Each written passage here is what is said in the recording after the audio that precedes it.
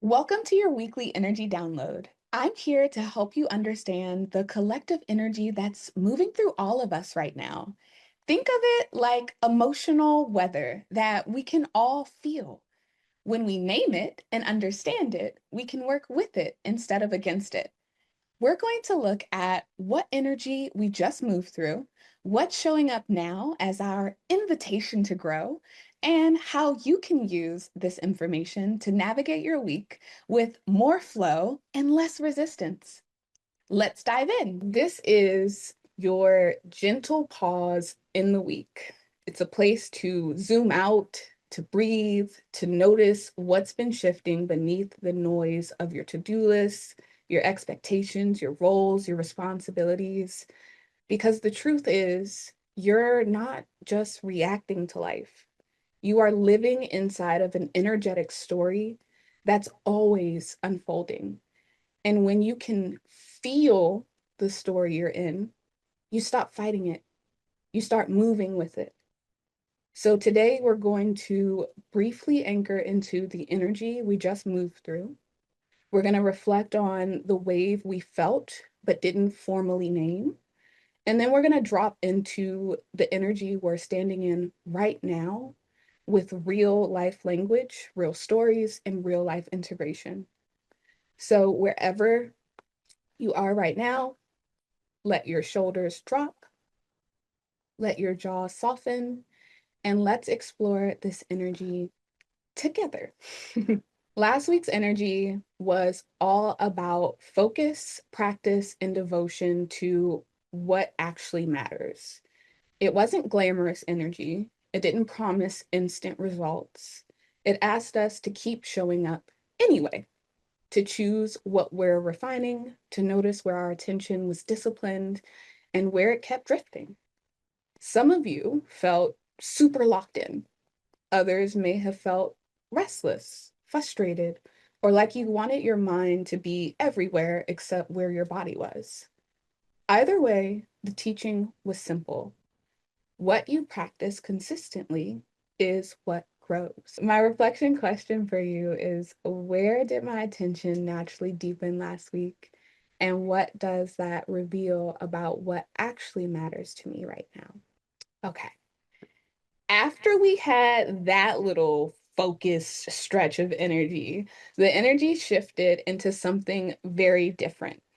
Gate 5 and 15 brought an invitation into rhythm and disruption, rhythm versus disruption, rather, routine versus novelty, and moderation versus let's try everything.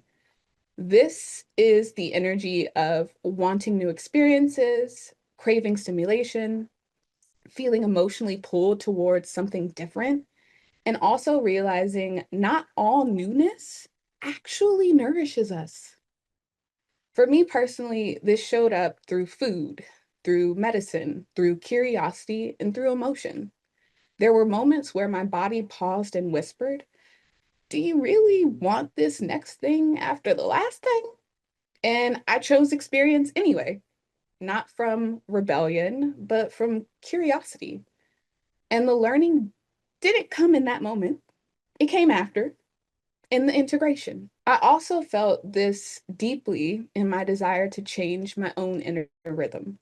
I'm reading The Untethered Soul right now, and that reactivated a practice that has been calling me for a long time, returning to the seat of the observer, letting thoughts, emotions, sensations arise without being swept away by them. That became a new ritual I felt pulled towards. While older, spiritual routines started to feel restrictive instead of expansive. The shadow side of this 535 energy can feel like emotional impulsivity, stimulation seeking, numbing instead of feeling, new with no breaks, and mistaking disruption for alignment. The gift of this energy is learning through real experience, not through theory, not through discipline alone, but through the contrast, through trying, through discovering what actually supports your nervous system and what doesn't. The reflection question that I leave you with for this energy: where did I chase newness or stimulation? And what did my body teach me about moderation, pleasure, or disruption through that experience? Now we arrive at the energy we're actually standing in right now. Gate 26 in the sun and 45 in our earth. And this is a powerful combination of integrity, leadership, self-worth, collective responsibility, boundaries, visibility. This week asks us a big question. Does how I'm living actually match what I say matters to me? Not in a perfection way, in a truth way, a really deep truth way. This energy brings up values, money, leadership, visibility, overgiving, undercharging, overfunctioning, and the quiet realization that alignment is not loud, it's honest. There's also a collective pull right now to gather people, not necessarily to perform as a teacher, but to create space, to host, to hold presence, to let wisdom emerge naturally through lived experience rather than over-constructed authority. A real life example of this energy might look like realizing you need to clean up your expenses, your language, or your systems. It might look like feeling called to show up more consistently, but only in ways that don't drain you. It could look like noticing your desire to lead grow while your tolerance for self-betrayal shrinks. This is not hustle leadership. This is embodied leadership rooted in self-respect. The sun this week is illuminating integrity in a very emotional, embodied way. This isn't about morality or doing the right thing. This is about noticing where you've been abandoning yourself, whether that's emotionally, financially, spiritually, or energetically, and choosing to stop. In the shadow, this energy can show up as people pleasing, overgiving, undercharging, emotional self betrayal, or tolerating what quietly hurts. In the gift, it shows up as grounded self worth, clean boundaries, honest pricing, emotional responsibility, and a quiet confidence. The reflection questions to help you process this energy: where in my life am I currently out of integrity with myself? What boundary or decision would bring me back into emotional truth? And if I truly trusted my worth, what would I stop excusing right now? Now, the earth this week grounds us into leadership through gathering, not through domination. This energy isn't asking you to prove anything.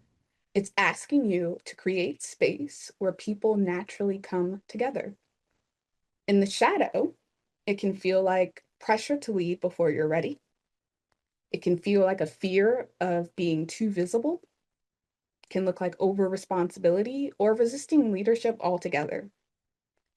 In the gift, it becomes wise gathering, shared leadership, protected energy, sustainable visibility, and community built on presence, not performance. This is the energy of come sit at the table. The reflection questions that I leave you with for Gate 45: where do I feel called to gather people rather than perform for them?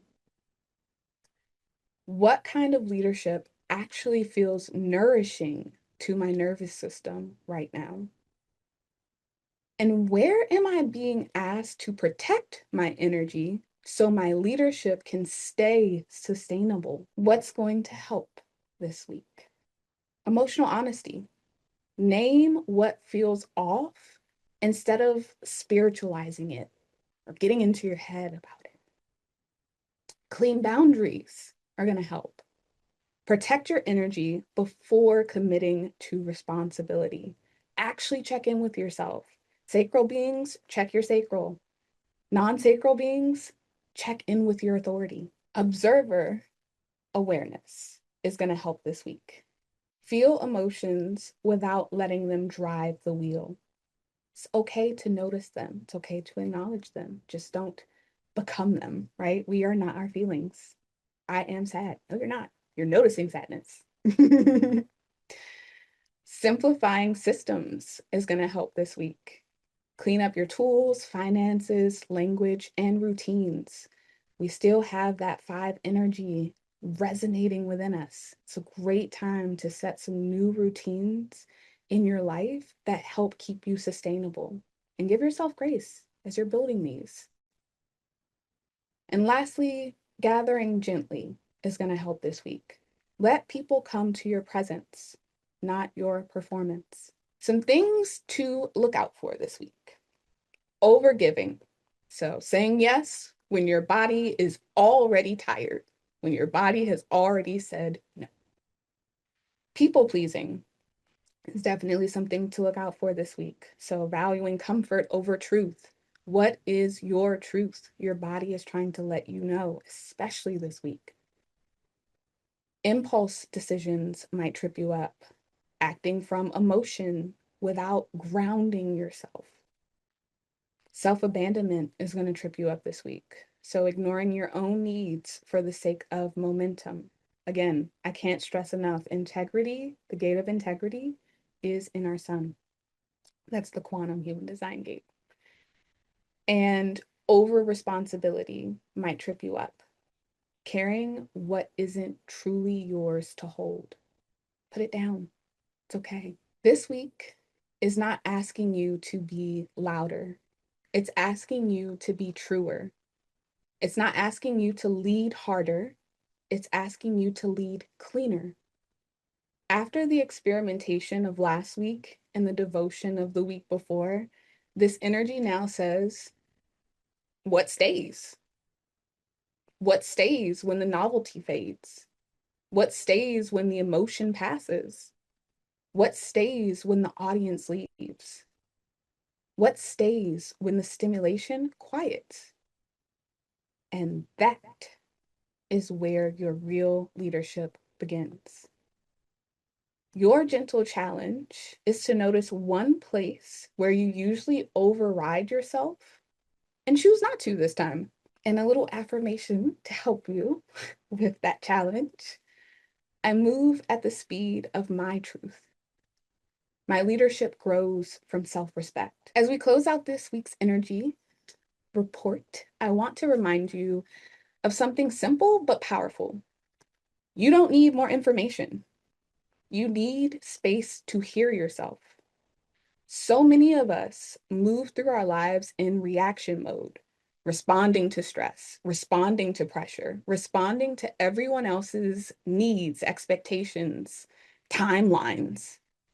And very rarely do we stop long enough to ask, what is my life actually asking of me right now? What would alignment look for me, not for who I'm trying to be for others? That's why I offer clarity calls, not as a sales pitch, not as a performance, but as a sacred space, a sacred pause, a space where you don't have to perform strength. You don't have to perform your worth. You don't have to already know the answers.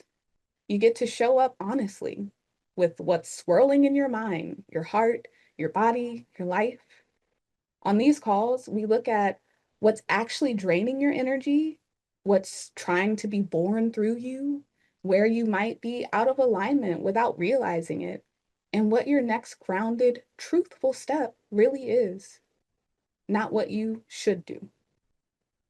What your life is already whispering to you is wisdom that is there waiting for you. So if something stirred in you during this episode, if you felt seen, if you felt called, if you felt curious, I invite you to book a clarity call with me, not because something is wrong with you, but because you deserve time devoted to what's right for you. The link is in the show notes. And until next time, move gently. Tell the truth more often. and trust that your rhythm already knows the way. Every Tuesday morning, we gather live in Limitless University for what I call our weekly energy alignment. We start by celebrating wins because your victories matter and deserve to be witnessed. Then we dive into the week's collective energy together, and we close in gratitude, setting the foundation for a week of flow and alignment. The transit report you just heard is one piece of our hour-long gathering. And there's something really special about experiencing this energy work in real time with other humans who get it. You can join us at diamonddripconsulting.com, and you can also find that link in the show notes.